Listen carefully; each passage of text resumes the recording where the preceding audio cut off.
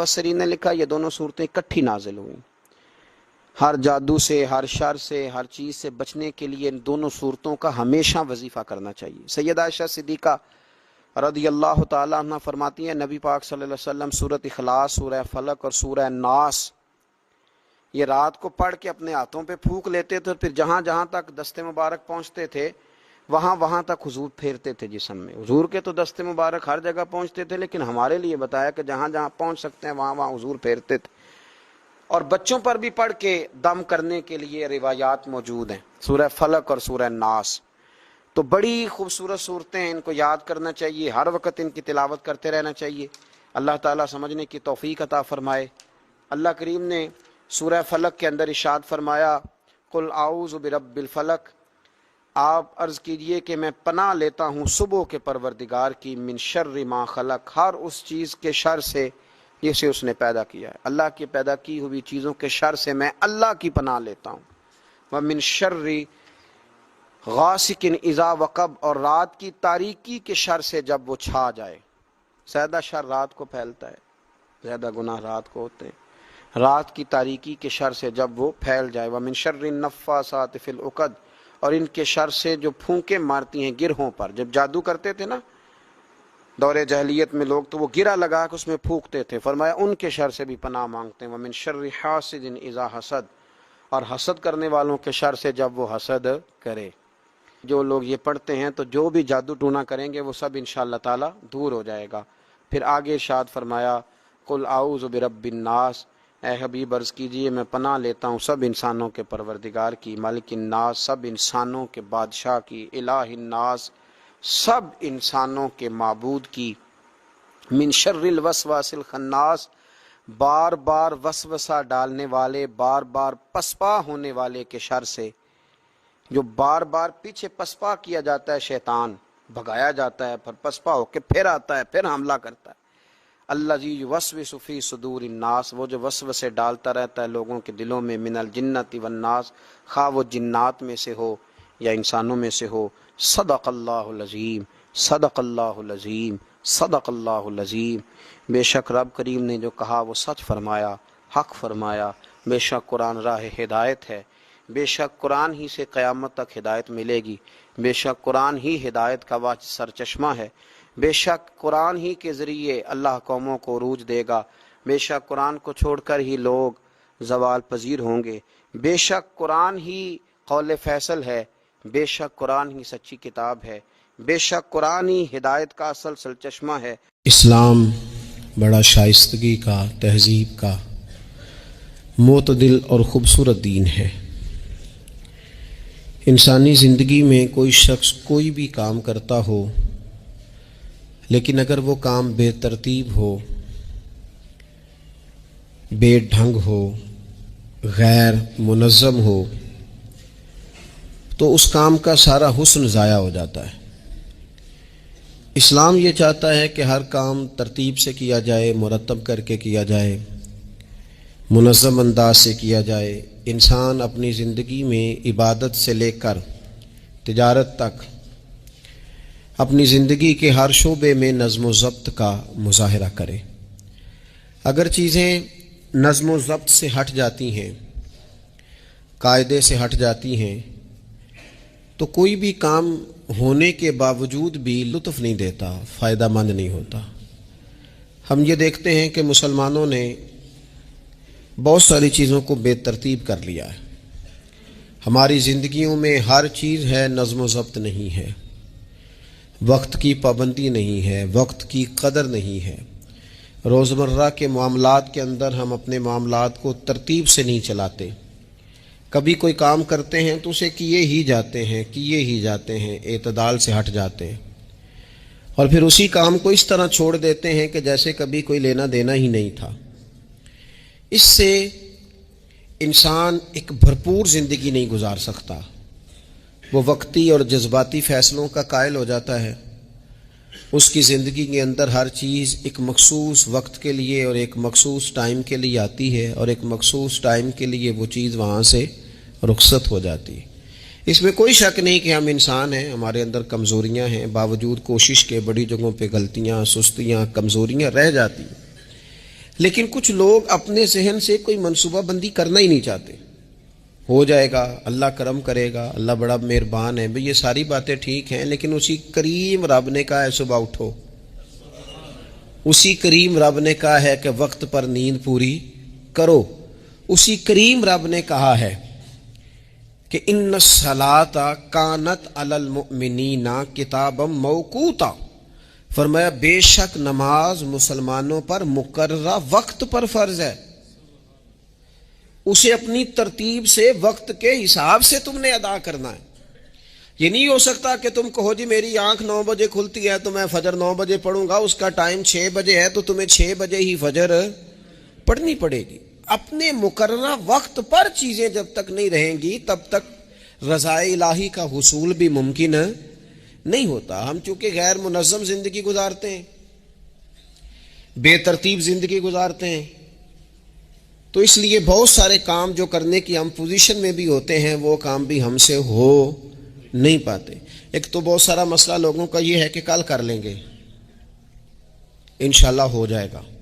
آپ دعا کریں ہو جائے گا، آپ فکر نہ کریں ہو جائے گا. اس کا معنی کوئی نہیں نا، اس کا مطلب کوئی نہیں. آپ کیا کہہ رہے ہیں؟ آپ کہیں میں نے شروع کر دیا ہے اب دعا کریں. آپ یہ کہیں کہ میں نے پوری کوششیں لگا دی ہیں، آپ اچھی امید رکھیں اللہ سے، لیکن آپ سٹارٹ ہی نہیں کر رہے اور آپ کہہ رہے ہیں دعا کریں. یہ کیسے ہوگا؟ جب تک نظم و ضبط کا، آداب کا، حدود کا، قاعدے قانون کا پورا خیال ہی نہ رکھا جائے. حضرت سید فیض الحسن شاہ صاحب رحمۃ اللہ تعالیٰ علیہ فرماتے ہیں کہ ایک خاتون بڑی عجلت پسند تھی، جلد باز تھی، تو اس کا شوہر اس کی ان چیزوں سے بڑا پریشان تھا. جلدی میں آدھا کام کرتی تھی، آدھا کام خراب کر دیتی تھی. تو اکثر آ کے کہتی تھی دعا کریں بڑا مارتا ہے. اگرچہ اس کا مارنا پھر بھی درست نہیں تھا، لیکن وہ دیہاتوں میں آپ کو پتہ ہے نا بعض لوگ بڑی جہالت کا مظاہرہ کرتے ہیں، اس قدر زیادہ شدت کے ساتھ تکلیف دیتے ہیں کہ جو بالکل نازیبا ہو جاتی ہے. ایک دن اس نے آ کے کہا کہ پیر صاحب کوئی سمجھاؤ بڑا ماردہ ہے. تو آپ نے فرمایا تو سنا ہے بڑی جلد باز ہے، کام نظم و ضبط سے نہیں کرتی. کہنے لگی جی دیکھیں جی کیا نظم و ضبط اور کیا معاملہ. کل اس نے مجھے کہا دال پکا دو تو میں نے اس میں گھی بھی ڈالا ہے، مرچیں بھی ڈالی ہیں، پیاز بھی ڈالا ہے، لہسن بھی ڈالا ہے، ہلدی بھی ڈالی ہے، بس ذرا جلدی میں نے دال ہی تو نہیں ڈالی. تو یہ کوئی مارنے والی بات ہے؟ ہر شے ہے، ایک شے ہی نہیں. ہمارے ہاں بہت سارے لوگ ایسے ہیں جو جلدی میں اصل کو ہی بھول جاتے ہیں. وہ کہتے ہیں باقی میں نے سارے کیے، کوئی رہ تو نہیں نہ گیا، سارے کیے، ایک ہی نہیں نہ کیا. او بھائی جو اصل تھا وہ تو رہ گیا. نظم و ضبط، قاعدہ قانون جب تک ہمارے اپنے اندر، میں دوستوں سے کہہ رہا تھا پھر کہتا ہوں، میرے اسلاف فرمایا کرتے تھے جو والد تہجد نہ پڑھے اس کے بچے فجر نہیں پڑھتے. والد کو جب تک وہ سحری میں سجدہ ریز نہیں دیکھیں گے اتنی دیر تک آپ ان سے 1.5-2 گھنٹے پہلے اٹھیں گے تو پھر وہ اٹھیں گے. لیکن اگر کہا جائے کہ پتر میں تھکیا تو تم مسیتے جا، تو یہ ہو سکتا نہیں کہ وہ جائے. کیونکہ ہماری زندگی سے نظم و ضبط بچے سیکھیں گے، ہمارے ماحول سے وہ محنت کو، مشقت کو، کوشش کو وہ سیکھیں گے. اگر ہم اپنے ماحول میں نظم و ضبط نہیں لائیں گے تو آنے والی نسل کے اندر نظم و ضبط منتقل ہو سکتا. تو اس کے منتقل کرنے کے لیے ضروری ہے کہ پہلے ہماری زندگی کے اندر نظم و ضبط.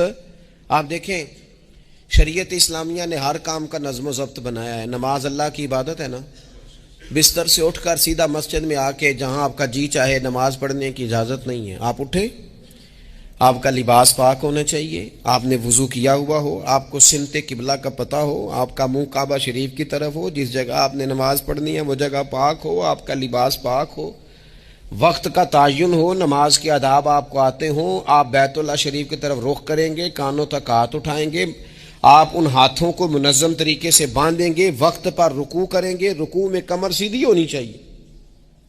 آپ رکوع سے اٹھیں گے تو ایسے نہیں کہ کوئی بات نہیں اللہ قبول کر لے گا، جب تک آپ کی کمر پوری ٹھیک نہیں ہوتی رکوع سے اٹھتے وقت آپ کی نماز مکمل نہیں ہوتی.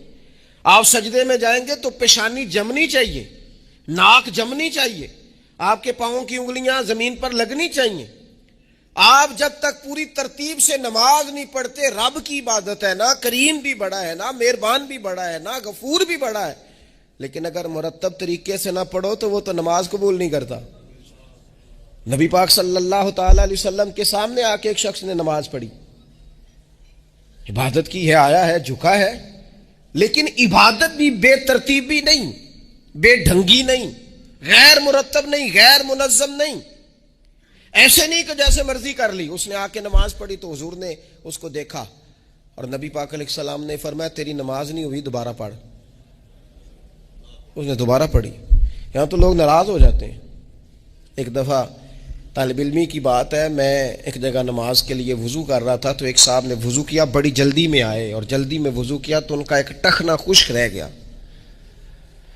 تو میں نے ان کی خدمت میں بڑی، چونکہ بزرگ تھے، بڑے تھے مجھ سے، میں نے بڑی عرض کی. میں نے کہا وہ آپ کو خیال نہیں رہا، آپ کا ٹخنا خشک ہے.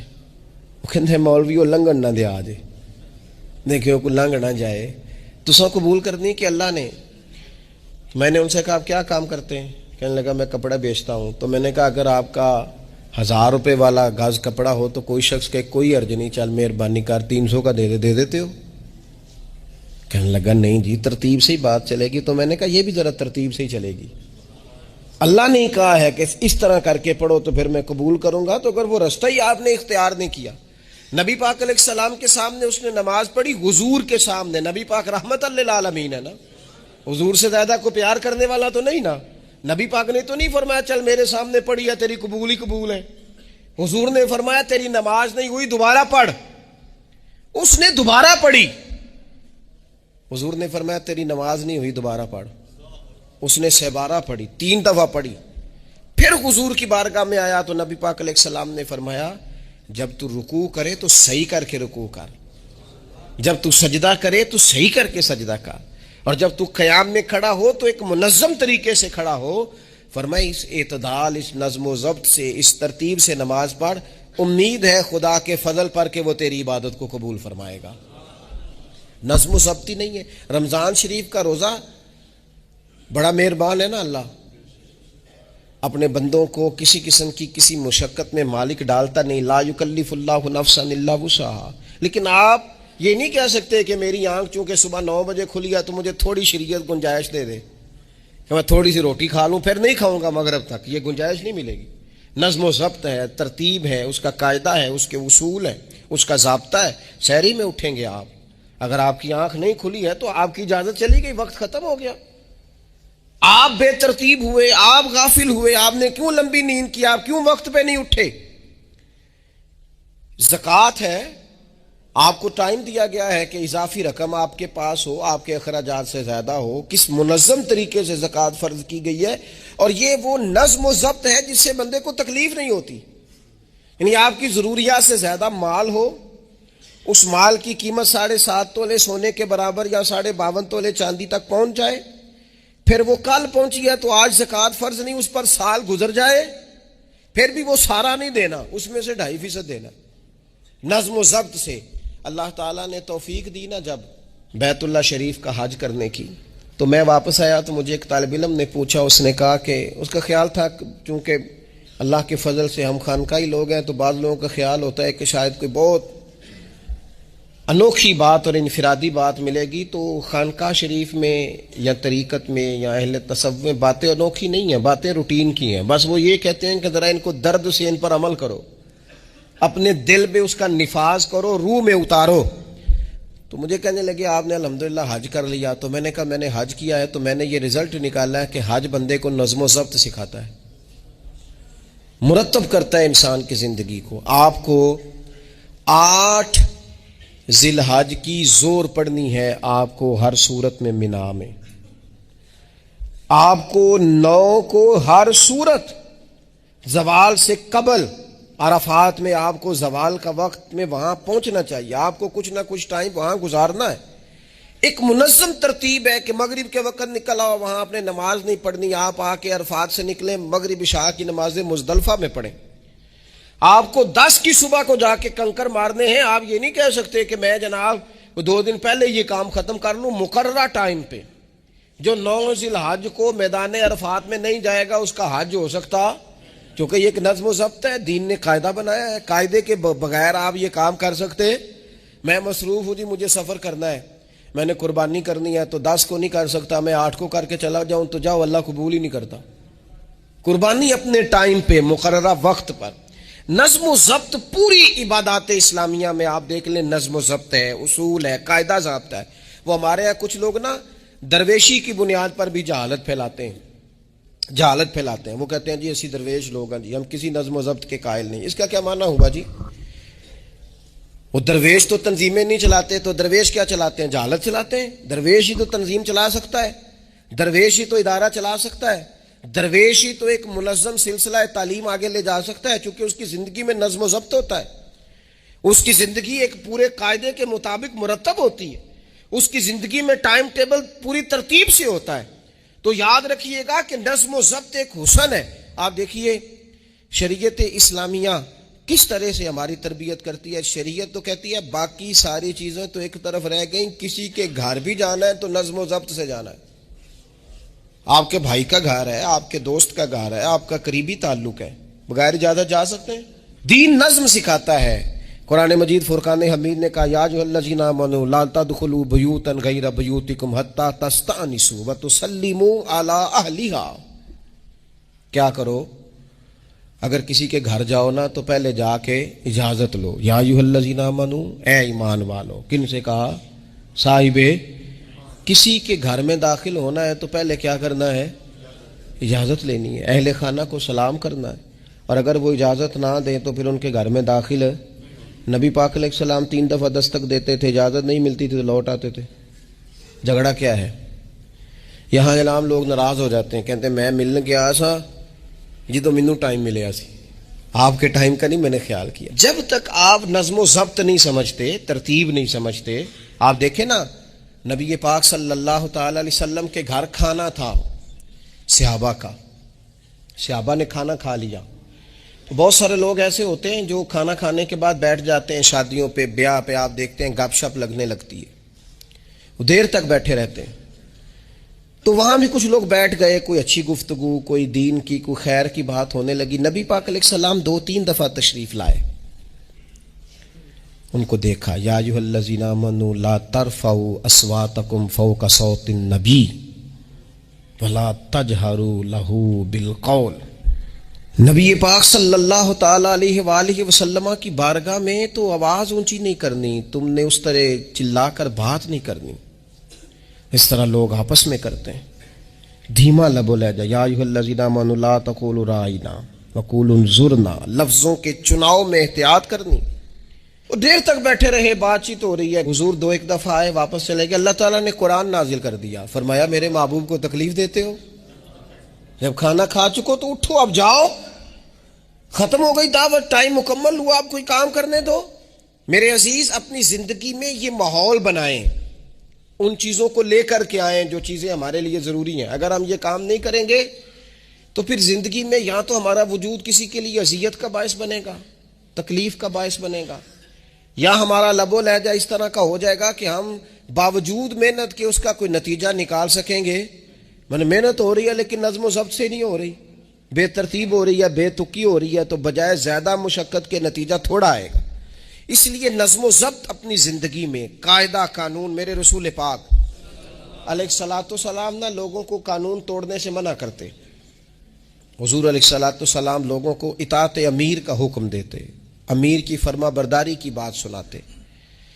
فرماتے اگر تمہارے اوپر نک کٹا حبشی غلام بھی امیر بنا دیا جائے جو کتاب اللہ کے مطابق تمہیں حکم دے تو اللہ کے محبوب فرماتے ہیں اس کی بات بھی سننا اور اس کی فرما برداری بھی کرنا، پیچھے نہ ہٹنا.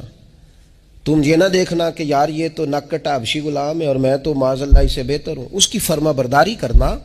اس لیے کہ نظم و ضبط قائم رہتا ہے جب لوگ قانون کی پابندی کرتے ہیں، اور جب قانون کی پابندی نہیں ہوتی، جہاں قیام عدل نہ ہو وہاں قرار ہو سکتا ہے.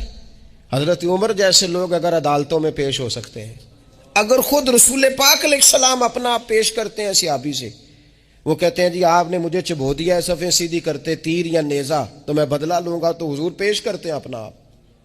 حالانکہ وہ تو دور محبت تھا، عرض کی حضور کس نے بدلہ لینا تھا، نہ آپ نے کوئی تکلیف دی تھی، یہ تو وجود چومنے کا بہانہ تھا. لیکن نبی کریم علیہ الصلوۃ والسلام نے جو ہمارے سامنے اسوہ رکھا ہے، اس میں یہ ہے کہ یہ نظم اس طرح کا ہونا چاہیے کہ کوئی شخص بھی قاعدے قانون سے بالا تر. حضور علیہ السلام نے فرمایا 3 لوگ سفر کریں تو ایک کو امیر بنا لیں، ورنہ بار بار بحث ہوگی، ایک کہے گا یہاں ٹھہرنا ہے، یہاں کھانا کھانا ہے، یہاں نماز پڑھنی ہے، دوسرا کہے گا یہاں 3 سفر کرو تو ایک کو اپنا امیر مان لو۔ نظم و ضبط سے زندگی گزارو، مرتب کر کے زندگی۔ ہمارے ہاں یہ ہوتا ہے کہ نظم و ضبط نہیں ہوتا، ہمیں اپنے کام سے زیادہ نا دوسروں کے کام کا پتہ ہوتا ہے، اپنے مدرسے سے زیادہ دوسرے مدرسے کا پتہ ہوتا ہے، اپنے کالج سے زیادہ دوسرے کالج کی معلومات ہوتی ہے۔ ہم کیا کرتے ہیں؟ ہم اپنے کام سے زیادہ دوسرے کے کام میں ٹانگ اڑاتے ہیں، نظم و ضبط گڑبڑ ہو جاتا ہے، ایک دوسرے کے کام میں مداخلت کرتے ہیں۔ اپنا کام مرتب طریقے سے کیا جائے، جس نظم میں جس جگہ ہمیں ڈیوٹی دی گئی ہے ہم اس ڈیوٹی کے پابند ہیں، ہم اس کو پورے غور سے کریں، پوری توجہ سے کریں، پورے انہماک کے ساتھ کریں۔ اپنے کام پر ہم جب تک توجہ دیتے ہیں تو کام ٹھیک رہتا ہے۔ اسی طریقے سے رسول پاک صلی اللہ تعالی علیہ وسلم نا گھر کے باہر بھی پورے نظم و ضبط کے قائل تھے، پوری ترتیب۔ آپ دیکھیں حضور صفوں کا درست ہونا بڑا پسند کرتے تھے، نماز ہی پڑھنی ہے نا، کھڑے ہو گئے ہیں نا، لیکن حضور نے دعا دی، فرمایا صفیں سیدھی کرو، اللہ تمہارے دل بھی سیدھے کر دے گا۔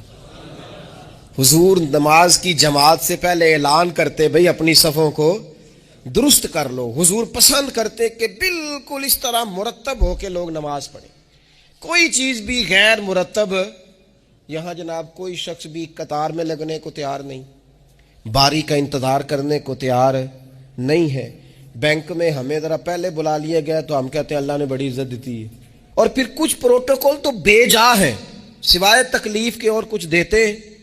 میں نے جنازوں پہ دیکھا ہے، کسی عالم کا جنازہ پڑا ہے، کسی بڑے آدمی کا، تو وہاں 15 لوگ ہوتے ہیں ٹوٹل جو جنازہ نہیں پڑھنے دیتے، وہ گھسے ہوتے ہیں آگے، میں نے چہرہ دیکھنا ہے، میں نے اگلی صف میں کھڑے ہونا ہے۔ یہی حال محافل میں ہوتا ہے۔ نظم و ضبط پیدا کریں، کسی چیز کو بے ترتیب نہ کریں، کوئی کام بھی بے ڈھنگا نہ ہو۔ نبی اکرم صلی اللہ تعالی علیہ وسلم کی مجلس مبارک میں جب کوئی شخص آتا تھا نا تو حضرت ابو بکر صدیق اسے سائڈ پہ لے جاتے تھے، کہتے تھے تمہیں پتہ ہے اللہ کا قرآن کہتا ہے حضور کے سامنے آواز اونچی نہیں کرنی۔ اسے پہلے آداب مجلس سکھاتے تھے، نظم و ضبط سکھاتے تھے، حضور کی بارگاہ میں حاضری کا طریقہ سکھاتے تھے، پھر نبی پاک صلی اللہ تعالی علیہ وسلم کی بارگاہ میں پیش کرتے تھے۔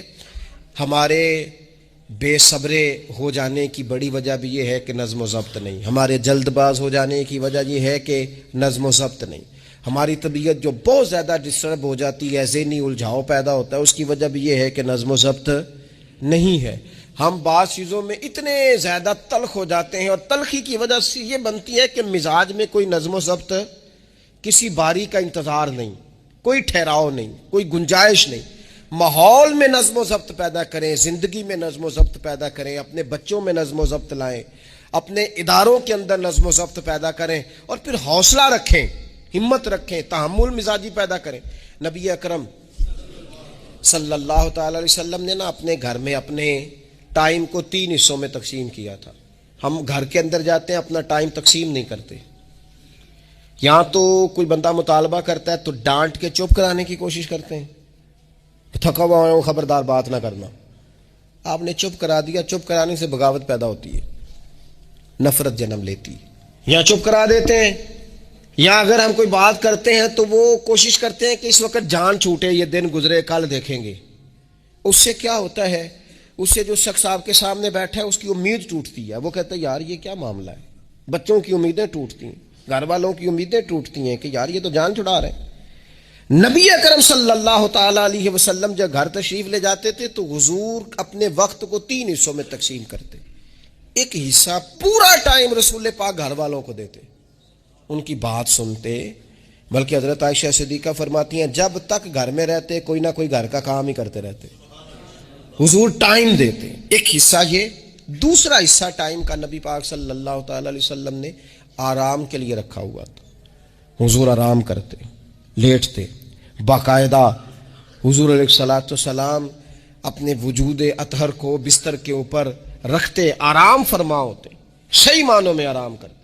اور تیسرا حصہ نبی پاک علیہ السلام نے عبادت کے لیے رکھا ہوا، گھر والوں کا کام کاج کیا، عشاء ہوئی آرام کیا، پھر تہجد کا ٹائم ہوا تو حضور عبادت کے لیے اٹھ کے کھڑے ہو گئے۔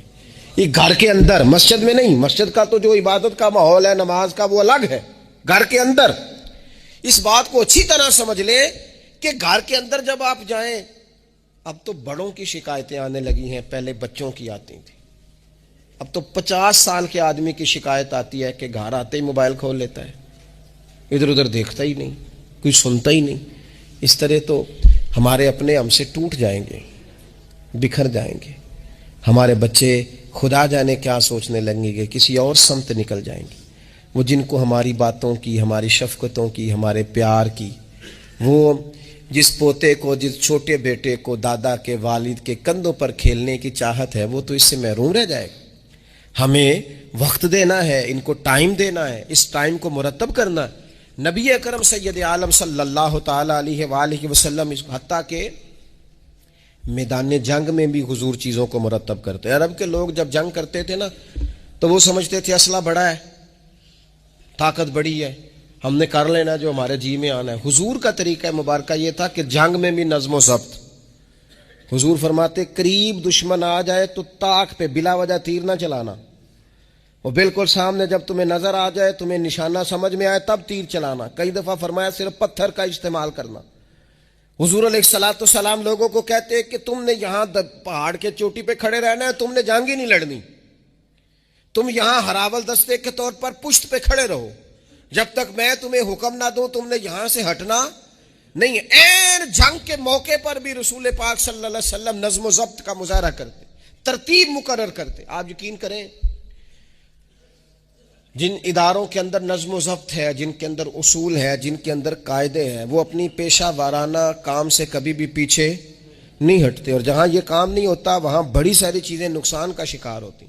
این حالت جنگ میں بھی نبی اکرم نور مجسم صلی اللہ تعالی علیہ وسلم نظم و ضبط کا خیال کرتے. یہ جنگ احد میں نقصان ہوا تھا نا وقتی طور پر, اس کی وجہ بھی یہ بنی تھی کہ حضور نے جن صحابہ سے کہا ہٹنا نہ, ان سے اجتہادی خطا ہو گئی. انہوں نے سمجھ لیا کہ جنگ تو ختم ہو گئی یا وہ ہٹ گئے, ان کے ہٹنے سے نقصان ہوا, 70 لوگ شہید ہو گئے. اگر وہ نظم قائم رہتا جہاں حضور نے کھڑا کیا تھا تو کبھی یہ کام نبی پاک صلی اللہ تعالی علیہ وآلہ وسلم نا اجتماعیت کی بات کرتے تھے, مل کے رہنے. اختلاف رائے ہو جاتا ہے لیکن ہمارے ہاں لوگ پتہ کیا کرتے ہیں, اندر رہ کے اختلاف نہیں کرتے, چھوڑ کے جا کے اختلاف کرتے ہیں. یہ مخلص نہ ہونے کی علامت ہے. جو لوگ مخلص ہوتے ہیں وہ اندر رہ کے رائے کے اختلاف کرتے ہیں. وہ کہتے ہیں یار میں چھوڑ کے تو نہیں نہ جا سکتا, میں ادھر ہی رہوں گا, جو کمزوریاں ہیں جو غلطیاں ہیں ان کو ہائی لائٹ کروں گا, رہوں گا. اسی لیے نبی پاک علیہ السلام کے صحابہ مختلف قسم کے مشورے دیتے تھے. تو سرور کائنات علیہ الصلوۃ والسلام اجتماعی نظم کی بات کرتے. ایک مقام پہ حضور نے صحابہ کو دیکھا کہ چھوٹی چھوٹی ٹولیاں بنا کے الگ الگ بیٹھے ہوئے ہیں. تو نبی پاک علیہ الصلوۃ والسلام نے فرمایا یہ شیطان تمہیں الگ الگ کرتا ہے, اور فرمایا جس طرح بکریوں کا بھیڑیا ہوتا ہے, انسانوں کا بھیڑیا شیطان ہے. جب کسی کو مجمع سے الگ کر لیتا ہے, حضور فرماتے ہیں جسے بھیڑیا بکریوں سے الگ کرتا ہے نا پھر اس کا شکار کرتا ہے.